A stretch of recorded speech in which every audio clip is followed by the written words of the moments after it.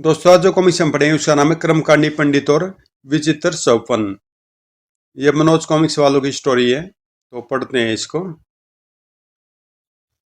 कर्मकांडी पंडित और विचित्र सौपन।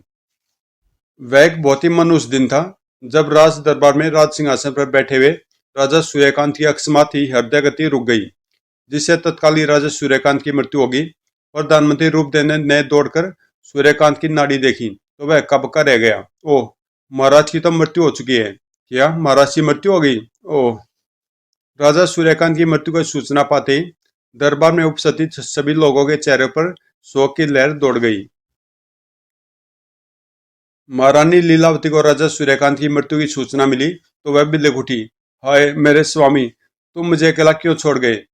युवराज निशिकांत तो राजा सूर्यकांत के शव से लिपटकर बुरी तरह फपक उठा। पिताजी महाराज, अब हम किसे पिता कहकर पुकारेंगे? निशिकांत का विलाप सुनकर सभी के दिल भर आए। महारानी लीलावती भी दुख से बार बार मूर्छित हो रही थी। बड़े शोकपूर्ण वातावरण में राजा सूर्यकांत का अंतिम संस्कार किया गया। युवराज निशिकांत जब राजा सूर्यकांत की अंत्येष्टि करके राजमहल वापस लौटा तो रात गिर आई थी। दुख से चूर निशिकांत अपनी शैया पर लेट गया। न जाने रात्रि के किस पैर में उसकी आंख लगी।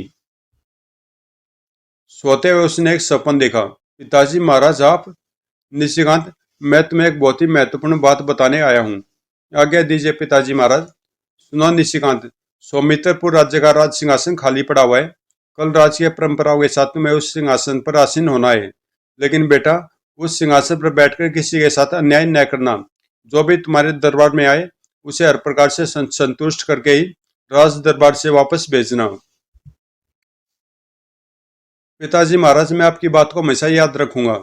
इसी में तुम्हारी और राज्य की भलाई है निशिकांत। इतना कहकर सूर्यकांत अदृश्य हो गए। तभी सोए हुए निशिकांत की आंख खुल गई और वह हड़बड़ाकर उठ बैठा। यह मैंने कैसा सपन देखा? दूसरी ओर उसी रात राजा सूर्यकांत प्रधानमंत्री रूपदेव के सपन में भी आए। प्रधानमंत्री जी, युवराज निशिकांत अभी किशोर है, उसके स्वभाव में भी अलड़ता है। कल जब वह सौमित्रपुर का नया राजा बने तो हम चाहते कि वह अपने दरबार में जो भी निर्णय ले बहुत सोच समझ कर ले, जिससे हमारी राजवंशी मान मर्यादा का अच्छी प्रकार से पालन हो सके। महाराज आप चिंता न करें, युवराज का मार्गदर्शन करने के लिए मैं जो हूँ। दूसरे दिन प्रातःकाल युवराज निशिकांत को सौमित्रपुर का नया राजा घोषित कर दिया गया। नए महाराज की जय। महाराज निशिकांत की जय। राजमुकुट पहनकर नया राजा बने निशिकांत ने दरबार में घोषणा की, प्रजावासियों, अपने पूर्वजों की भांति मैं भी आपके सुख दुख का पूरी तरह ख्याल रखूंगा। अपने पति की गरिमा को बनाए रखते हुए प्रजा के किसी भी आदमी के साथ अन्याय नहीं करूंगा और इसके साथ ही अपने दरबार में आशा लेकर आए किसी भी व्यक्ति को निराश नहीं करूंगा। यह घोषणा करके वह अपने सिंहासन पर बैठा ही था कि तभी आपस में झगड़ते हुए दो ऋषि वहां आए और पुकार उठे, महाराज दुआई है, हमारा न्याय करो। निशिकांत ने उत्सुकता से दोनों की ओर देखते हुए कहा, क्या झगड़ा तुम्हारा? यह सुनकर मोटे ऋषि ने निशिकांत से कहा, महाराज मेरा विचार है कि बल बड़ा है। आदमी में बल हो तो वह बल से सारी दुनिया को अपने वश में कर सकता है। इतना कहकर वह चुप हो गया। तब पतले व कमजोर ऋषि ने निशिकांत से कहा, महाराज मेरा विचार है कि भाग्य बड़ा है, क्योंकि भाग्य बड़ा होने की वजह से मामूली आदमी भी बुलंदियों पर पहुंच जाता है। हम दोनों में इसी बात पर झगड़ा हो रहा है। मेरा मित्र कहता है कि बल बड़ा है, जबकि मैं कह रहा हूँ कि भाग्य बड़ा है। अब सोच समझकर आप ही हमारा न्याय करें कि हम दोनों में से किसका कथन सत्य है। दोनों ऋषियों की बात सुनकर निशिकांत सोचने लगा, बड़ा विचित्र झगड़ा है इन दोनों ऋषियों का। इसी कैसे इनका सही फैसला करूं? रात स्वप्न में पिताजी महाराज ने आकर आदेश दिया था कि दरबार में जो भी आए उनके साथ अन्याय न हो। इन दोनों ऋषियों के झगड़े का सही सही न्याय करना चाहिए। निशिकांत अभी सोच में डूबा हुआ था कि उसके पास खड़े प्रधानमंत्री रूपदेव ने दोनों ऋषियों से कहा, आप दोनों को महाराज निशिकांत निराश नहीं करेंगे। वे चाहते कि आपके झगड़े का जो भी फैसला करे बहुत ही सोच समझ कर करे। आप दोनों को थोड़ी असुविधा तो होगी, पर आपसे प्रार्थना है कि आप दोनों आज से ठीक 1 माह पश्चात दरबार में आना, तभी महाराज आप दोनों के झगड़े का न्याय करेंगे। प्रधानमंत्री रूपदेव की बात सुनकर निशिकांत ने चौंक कर उनकी ओर देखा। दूसरी ओर प्रधानमंत्री की बात सुन दोनों ऋषियों ने एक स्वर में प्रधानमंत्री से कहा, हमें आपकी बात स्वीकार है प्रधानमंत्री जी। आज से ठीक 1 माह पश्चात अपने झगड़े का फैसला सुनने हम पुनः दरबार में आएंगे। इतना कहकर दोनों ऋषि दरबार से निकल गए। दरबार की समाप्ति पर निशिकांत ने प्रधानमंत्री रूपदेव को एकांत में बुलाकर पूछा, प्रधानमंत्री जी हमें एक बात समझ में नहीं आई। इससे पहले कि हम दरबार में आए दोनों ऋषियों के झगड़े का फैसला सुनाते, आपने पहले बीच में बोलकर उन दोनों ऋषियों को 1 महीने का समय क्यों दे दिया? हम तो आज ही उनके झगड़े का उचित फैसला कर सकते थे। महाराज मैं जानता हूँ कि आप बहुत बलशाली है। बाल अवस्था से ही आपने बल के द्वारा कठिन से कठिन कार्यों को सिद्ध किया है, इसलिए आप निश्चय ही बिना सोचे समझे बल को ही बड़ा बताते हैं। इसमें क्या संदेह प्रधानमंत्री जी? निश्चय बल भाग्य से बड़ा होता है। आदमी में बल हो तो वह भाग्य पर बड़ी आसानी से विजय पा सकता है। महाराज मेरा अनुभव कहता है कि आप गलती पर हैं। प्रधानमंत्री जी जानते हैं आप क्या कह रहे हैं? आप सौमित्रपुर के राजा को गलत बता रहे हैं। क्षमा करें महाराज, यदि कल रात सफर में दिवंगत महाराज सूर्यकांत आकर मुझे आदेश न देते तो मैं आज दरबार में आपकी बातों में हरगिज हस्तक्षेप न करता। यह सुनकर निशिकांत चौंका। क्या कहा आपको? आपको कल रात सपन में स्वर्गीय पिताजी महाराज दिखाई दिए थे? हाँ महाराज। सपन में आपको स्वर्गीय पिताजी महाराज ने क्या आदेश दिया था? उन्होंने कहा था कि आप अभी किशोर हैं, अभी आपके स्वभाव में अलड़ता है, इसलिए वे चाहते थे कि सौमित्रपुर के नए राजा बनने के पश्चात आप जो भी निर्णय ले बहुत सोच समझ कर ले, जिससे राजवंशी मान मर्यादा का अच्छी प्रकार पालन हो सके। वे चाहते थे कि हम तुम्हारा उचित मार्गदर्शन करें। अतः मैंने महाराज को वचन दिया था कि मैं आपका उचित मार्गदर्शन करूंगा। इसी कारण मैंने दरबार में आज दोनों ऋषियों को 1 महीने का समय दिया है। महाराज उन दोनों ऋषियों का मुकदमा आपके दरबार में पहला मुकदमा था, इसलिए मैं चाहता हूं कि इस मुकदमे का फैसला आप बड़ी जांच परख के बाद करें, ताकि लोग आपके फैसले की प्रशंसा कर सके। आप कह तो ठीक रहे प्रधानमंत्री जी, हमें भी कल रात स्वप्न में पिताजी महाराज ने दर्शन दिए थे। उन्होंने हमसे भी कहा था कि राज सिंहासन पर बैठकर किसी के साथ अन्याय न करना। अतः अब आपकी बात सुनकर हमें भी ऐसा लग रहा है कि उन दोनों ऋषियों के झगड़े का फैसला करने में हमें जल्दबाजी नहीं करनी चाहिए। लेकिन साथ ही में यह भी समझ नहीं आ रहा है कि अब हम उन दोनों ऋषियों के झगड़े का फैसला किस प्रकार करें। इसका हल भी मेरे पास है महाराज। कहने को तो दोनों ऋषियों के झगड़े का कारण छोटा है, लेकिन आप अभी राजनीति में नए हैं, इसलिए आपको सबसे पहले व्यवहारिक ज्ञान सीखना चाहिए। मेरी राय में आप 1 माह के लिए साधारण मनुष्य के भेष में देश भ्रमण पर निकल जाइए और उस भ्रमण काल में देखिए व परखिए कि बल बढ़ा है या भागे। इस प्रकार आपको ऋषियों के झगड़े का हल भी मिल जाएगा और आपका व्यवहारिक ज्ञान भी बढ़ेगा। आपका कहना उचित है प्रधानमंत्री जी, हमें आपकी दी हुई राय जच गई।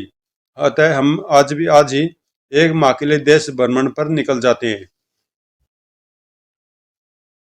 आप निश्चिंत होकर देश भ्रमण पर जाइए महाराज। आपके पीछे मैं राज्य का भली प्रकार ध्यान रखूंगा। हमें आपसे ऐसी आशा है प्रधानमंत्री जी। निशिकांत उसी दिन देश भ्रमण पर निकल पड़ा। चलते चलते वह वन में पहुंचा। ओह, बूढ़े आदमी के रथ का पहिया कीचड़ में धंस गया है। बेचारा पूरी शक्ति लगाकर पहिए को कीचड़ में से निकालने का प्रयत्न कर रहा है, लेकिन फिर भी सफल नहीं हो पा रहा है। मुझे आगे बढ़कर बूढ़े की सहायता करनी चाहिए। यह सोचकर वह उस बूढ़े के पास पहुंचा। श्रीमान, क्या मैं आपकी कुछ सहायता कर सकता हूँ?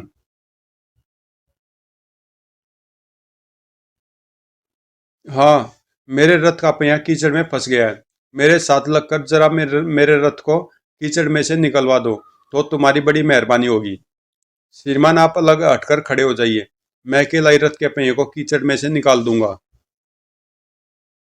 तुम अकेले भला इतने सब भारी रथ को खींचकर उसे पहिए को कीचड़ में से कैसे निकाल सकते हो? बूढ़े की बात सुनकर निशिकांत हंसा। श्रीमान, आप कैसी बात करें? आदमी में बल हो तो वह असंभव कार्य को भी संभव करके दिखा सकता है। तब जरा हम भी तो देखें कि तुम में कितना बल है। कहकर बूढ़ा रथ से एक और हटकर खड़ा हो गया।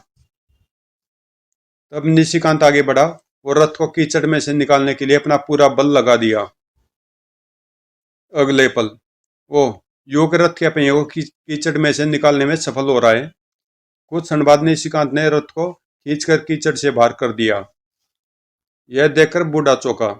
यह युवक तो सचमुच ही बड़ा बलशाली है। इसने तो अकेले रथ को कीचड़ में से निकाल दिया है। अगर मैं इस युवक को अपने यहाँ नौकर रख लूं तो यह मेरे बहुत काम आएगा। यह सोचकर बूढ़े ने निशिकांत से कहा, युवक, मैं कुंतल नगर का सेठ गोविंद मल हूँ। क्या तुम मेरे यहाँ नौकरी करना पसंद करोगे? सेठ गोविंद मल का प्रस्ताव सुनकर निशिकांत सोचने लगा।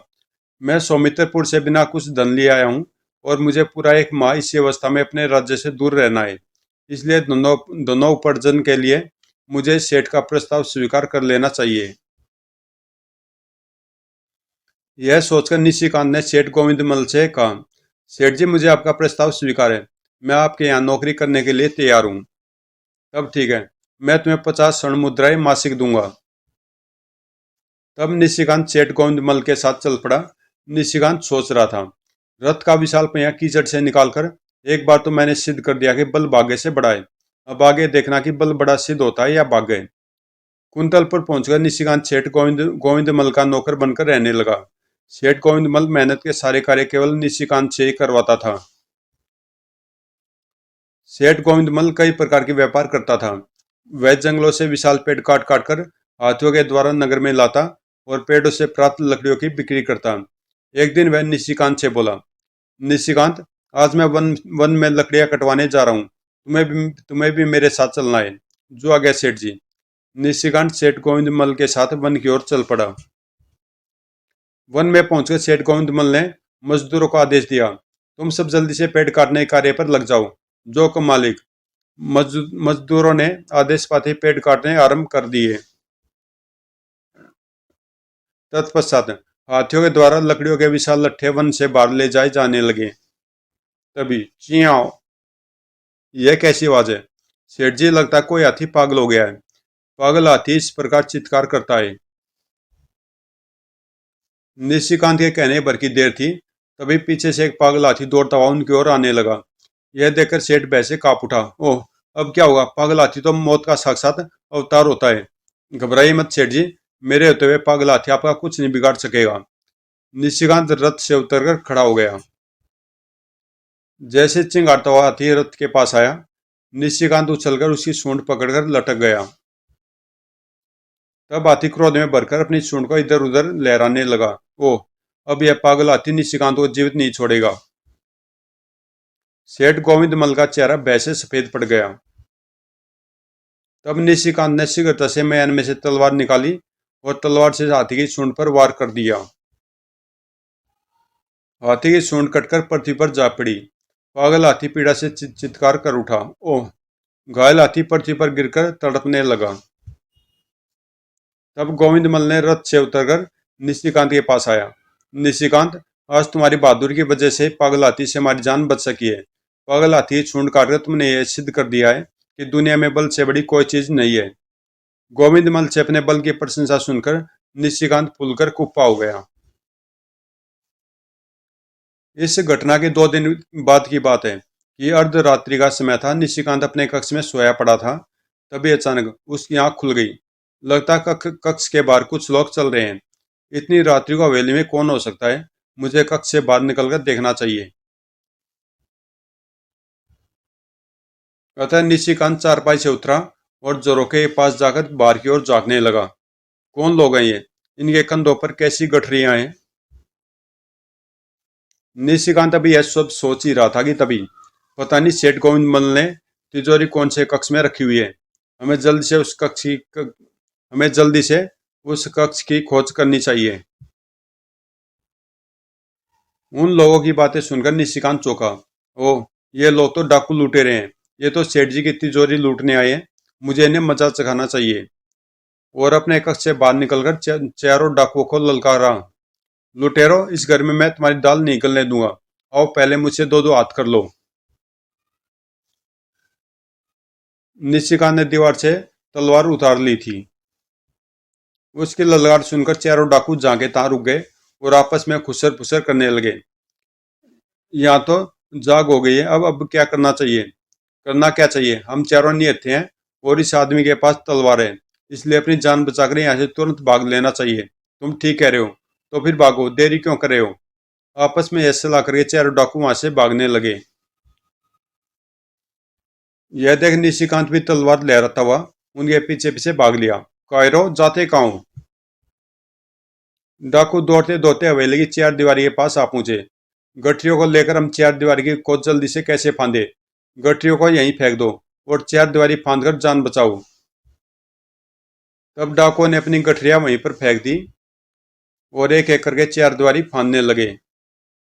तीन तीन डाकू तो सकुशल दीवार फांद गए, लेकिन जब चौथा व अंतिम डाकू दीवार पर चढ़ने की कोशिश कर रहा था तो निशिकांत वहां आ पहुंचा। इससे पहले कि ये डाकू दीवार फांदने में सफल हो जाए, मुझे भागकर इसका काम तमाम कर देना चाहिए। अतः निशिकांत दौड़कर डाकू के पास पहुंचा और उसका पांव पकड़कर उसे नीचे खींचने लगा। एक ही झटके में डाकू नीचे आ गिरा। तब निशिकांत ने पृथ्वी पर पड़े डाकू के सीने में तलवार भोंक दी। खचाक! आह! डाकू के सीने से रक्त का फुवारा छात छूट पड़ा और कुछ ही पल में उसने प्राण त्याग दिए। तभी वहां आपता हुआ सेठ गोविंद मल आ पहुंचा। निशिकांत, यह कौन मरा पड़ा है? क्या मामला है कि शोर शराबा सुनकर मेरी आंखें खुल गई थी, अतः मैं सीधा इधर ही दौड़ा आ रहा हूँ। सेठ जी, यह डाकू है। यह और इसके तीन साथी आपके यहाँ डाका डालने आए थे। क्या? हाँ सेठ जी, इसके तीन साथी तो भागे, लेकिन मैंने चौथे डाकू को मार गिराया। चारों डाकुओं की गठरिया भी यहीं पर पड़ी रह गई है, इन्हें खोलकर देखना चाहिए। जब सेठ गोविंद मल ने आगे बढ़कर चारों गठरिया खोली तो वह हैरत से चिल्ला पड़ा। ओह, इतनी सारी धनराशि! सेठ जी, लगता है आपके यहाँ आने से पहले डाकू कहीं और भी डाका डालकर आए थे। यह धनराशि उन्हें उसी डाके में मिली होगी और हड़बड़ाहट में वे इन गठरियों को यहीं छोड़ गए हैं। सेठ गोविंद मल निशिकांत की ओर प्रशंसा भरी दृष्टि से देखता हुआ बोला। निशिकांत, तुमने एक बार फिर बहुत बहादुरी का काम किया है। तुमने हमें डाकू से लूटने से तो बचाई है, लेकिन साथ ही इतनी दौलत का स्वामी भी बनवा दिया है। तुम सचमुच ही बहुत शक्तिशाली व साहसी हो निशिकांत। इस प्रकार एक बार फिर सिद्ध हो गया कि बल भाग्य से बड़ा है। इस घटना के दूसरे दिन निशिकांत को एक विचार आया। मैं तो अपने राज्य से देश भ्रमण पर निकला था, लेकिन मैं यहाँ पर केवल सेठ गोविंद मल का नौकर बनकर एक ही जगह पर रुक कर रह गया हूँ। अतः मुझे सेठ की नौकरी छोड़कर यहाँ से चले जाना चाहिए। आज ही मुझे इस बारे में सेठ से बात करनी चाहिए। यह सोचकर वह गोविंद मल के पास पहुंचा। उसे देखते ही सेठ ने कहा, निशिकांत, आज मैं जहाज पर सूखे मेवे भरकर देश के भ्रमण पर जा रहा हूँ। तुम्हें भी मेरे साथ चलना होगा। यह सुनकर निशिकांत सोचने लगा, अब मुझे सेठ की नौकरी छोड़ने की क्या आवश्यकता है? सेठ जी के साथ चलकर मैं आराम से देश भ्रमण कर सकता हूँ। किस सोच में पड़ गए निशिकांत? क्या तुम मेरे साथ देश भ्रमण पर नहीं जाना चाहते? यह बात नहीं है सेठ जी, मुझे आपके साथ चलने से कोई इनकार नहीं है।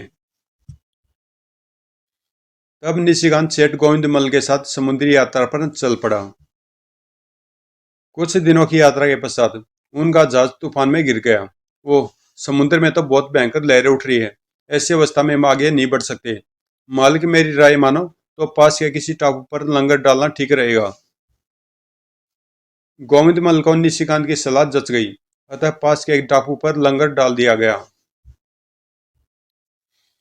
तब निशिकांत ने गोविंद मल से कहा, सेठ जी, आज्ञा हो तो मैं थोड़ी देर टापू पर घुमाऊं। जाओ निशिकांत, लेकिन घूमकर जल्दी वापस लौट आना। गोविंद मल की आज्ञा पाकर निशिकांत वहां से टापू की ओर चल पड़ा। चलते चलते वह समुद्र तट से काफी दूर पहुंच गया। तभी ओह, मेरा सिर घूम सा रहा है, लगता मैं बेहोश होकर गिरने वाला हूँ। अगले पल निशिकांत सचमुच ही बेहोश होकर पृथ्वी पर गिर पड़ा। जब उसकी बेहोशी टूटी तो उसने अपने आप को एक कुटिया में लेटे हुए पाया। एक वृद्ध ऋषि उसके पास बैठे थे। उसे होश में आया देखकर ऋषि स्नेहपूर्वक उससे बोले, वत्स, तुम बहुत लंबी बेहोशी के बाद जागे हो। आप कौन है और आपके कहने का क्या तात्पर्य है? वत्स, मैं कपिल ऋषि हूँ। आज से ठीक 20 दिन पहले तुम मुझे इस टापू पर बेहोशी की अवस्था में पड़े मिले थे। मैं तुम्हारी हालत पर तरस खाकर तुम्हें अपनी कुटिया में ले आया था। तब से मैं तुम्हारे पास बैठा तुम्हारी बेहोशी के टूटने की प्रतीक्षा कर रहा था। ओह, तो मैं पूरे 20 दिन तक बेहोश रहा। निशिकांत सोच में पड़ गया। वह सोचने लगा, मुझे सौमित्रपुर से आए हुए पूरा 1 माह होने वाला है। वहां पर प्रधानमंत्री रूपदेव मेरी प्रतीक्षा कर रहे होंगे। अब मुझे वापस सौमित्रपुर चलना चाहिए। यह सोचकर उसने कपिल ऋषि से कहा, ऋषिवर, आपने 20 दिन तक मेरी जो सेवा की है उसके लिए मैं आपका अत्यंत आभारी हूँ। इसमें आभार प्रकट करने की क्या आवश्यकता है वत्स? संकट में पड़े प्राणी की सहायता करना तो हमारा प्रथम परम कर्तव्य है। तब निशिकांत हाथ जोड़कर उनसे बोला, ऋषिवर, अब मुझे आज्ञा दीजिए।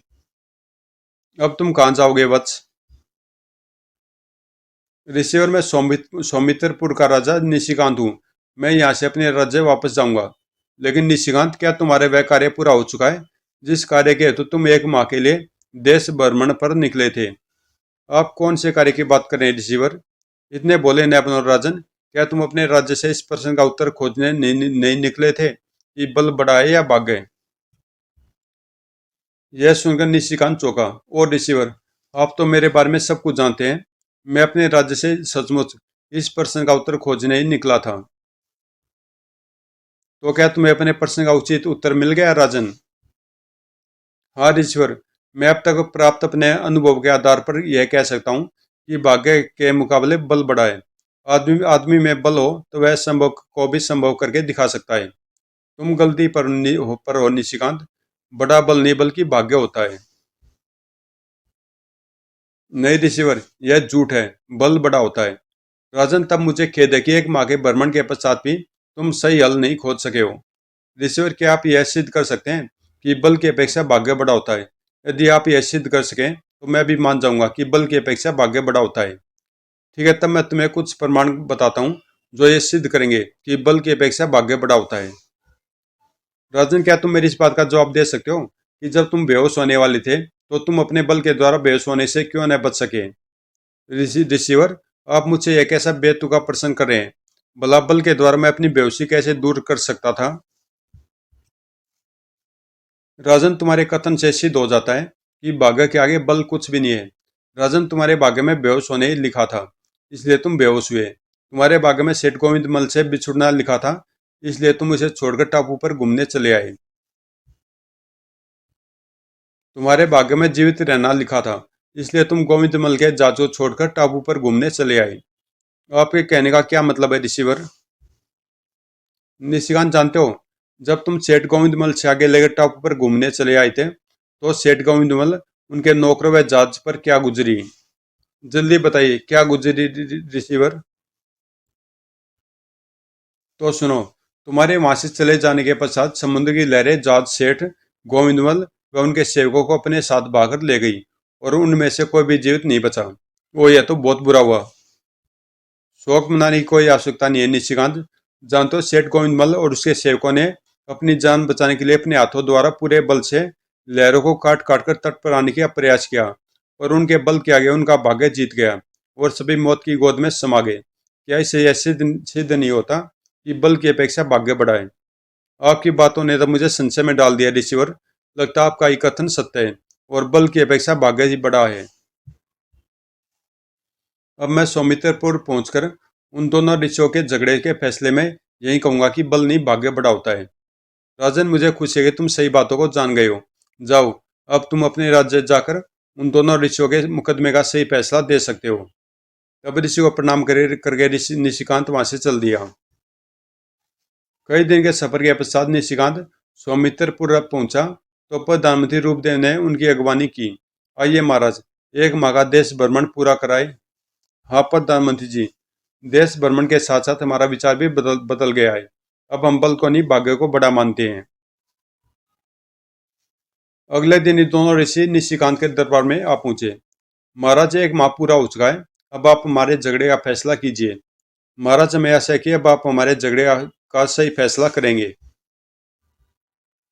आप दोनों के झगड़े पर हमने बहुत सोच विचार किया है और अंत में इस नतीजे पर पहुंचे हैं कि बल की अपेक्षा भाग्य बड़ा है।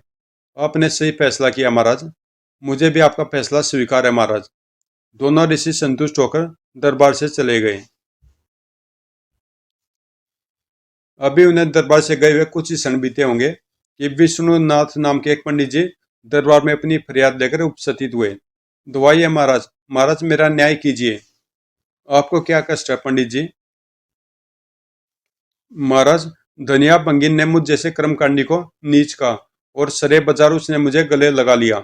अच्छा, धनिया भंगिन की इतनी हिम्मत, हम अभी उसे दरबार में बुलवाते हैं। कुछ देर बाद ही हाथ जोड़े धनिया भंगिन निशिकांत के सामने थी। क्या हुक्म है माई बाप? धनिया, क्या तुमने पंडित विष्णुनाथ को गले लगाया था? जी महाराज। धनिया, विष्णुनाथ को गले लगाते समय तूने यह नहीं सोचा कि इसका तुझे क्या परिणाम भुगतना पड़ेगा? महाराज, अपने साथियों को गले लगाना कोई गलत काम नहीं है। पंडित विष्णुनाथ तेरा साथी कैसे हुआ धनिया? महाराज, इनमें और मुझ में कोई फर्क नहीं है। वह कैसे? महाराज, मैं आपको विस्तार पूर्वक सारी कहानी बताती हूँ, सुनिए। मैं प्रतिदिन सुबह काम पर निकलने से पहले नदी पर नहाने जाती हूँ। पंडित विष्णुनाथ भी उसी नदी में प्रतिदिन उसी समय नहाने जाते हैं। आज जब मैं नदी में नहाकर वापस लौट रही थी तो पंडित विष्णुनाथ मेरी राह रोककर बोले, दुनिया, जिस समय मैं नदी में नहाने आता हूँ तू उसी समय नहाने मत आया कर। तेरे नहाने से नदी का पानी अपवित्र हो जाता है। ये आप क्या कह रहे हैं पंडित जी? मैं तो नदी में नीचाई की तरफ नहाती हूँ। मेरे शरीर से स्पर्श किया पानी तो आपकी तरफ आता ही नहीं है। धनिया, तो भंगिन है, तेरे तो स्पर्श मात्र से नदी का सारा पानी अपवित्र हो जाता है। पंडित जी, नदी जितनी आपकी है उतनी ही मेरी भी है। क्या बक रही है तू? मैं ठीक कह रही हूँ पंडित जी। मैं काम अवश्य गंदा करती हूँ, पर आपकी तरह मेरा मन गंदा नहीं है। क्या काम मेरा मन गंदा है? धनिया, ऐसा कहने की तेरी हिम्मत कैसे हुई? पंडित जी, मैं ही तो नहीं, मैं ही नहीं, नीच तो आप भी हैं। क्या तूने मुझे नीच कहा? उल्टा तेरी हिम्मत। मैं ठीक कह रही हूँ पंडित। जब तुम भी नीच, मैं भी नीच, तो फिर यह दूरी क्यों? आओ गले लग जाएं।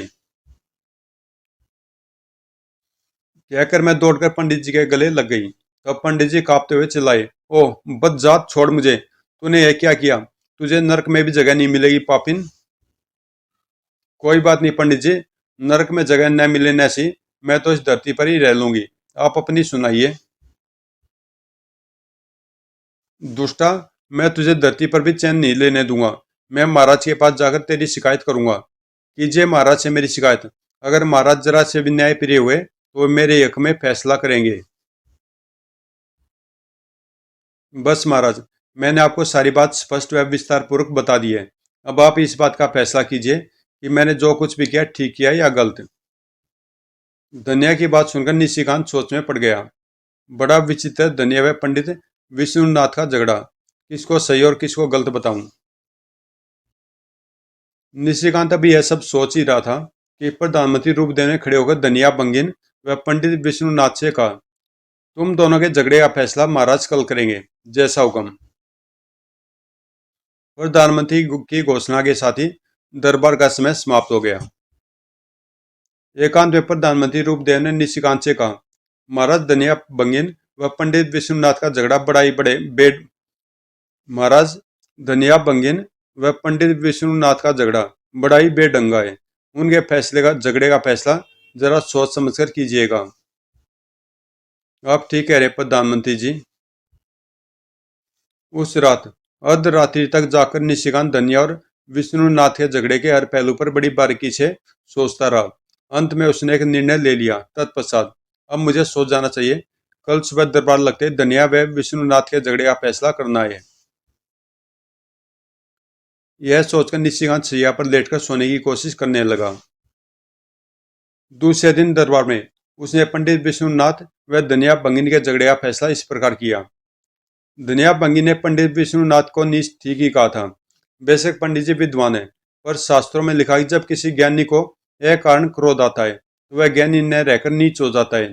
पंडित जी भी क्रोध करके नीच बन गए थे, इसलिए धनिया ने पंडित विष्णुनाथ को नीच ठीक ही कहा था।